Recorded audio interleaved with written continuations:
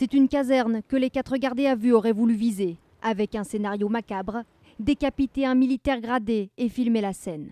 La cible ne surprend pas les spécialistes, elle est même hautement symbolique. Comme tous les symboles de la République, ce qui porte l'uniforme, l'armée, la police, la gendarmerie, ils sont particulièrement ciblés comme les médias, comme d'autres symboles de la République. Et effectivement, on l'a vu récemment après les attentats du mois de janvier avec cette tentative de vouloir tuer un militaire à Nice. Ce sont effectivement les militaires qui sont particulièrement ciblés. Par le passé, l'armée a déjà été une cible de choix.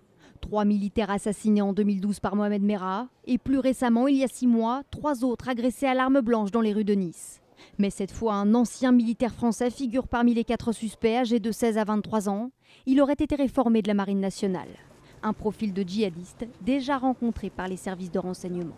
Souvenez-vous, dans l'affaire de Lunel, la filière de Lunel, eh bien, il y avait parmi la dizaine de Français qui sont morts là-bas, un jeune homme d'une trentaine d'années qui était un ancien militaire français, formateur de commando, quelqu'un qui a été formé par la France, par l'armée française, et puis un jour qui quitte l'armée, qui lui tourne le dos au point de partir mener des opérations de terrorisme. À ce jour, le ministère de l'Intérieur estime que 1850 Français ou résidents en France sont impliqués dans des filières djihadistes.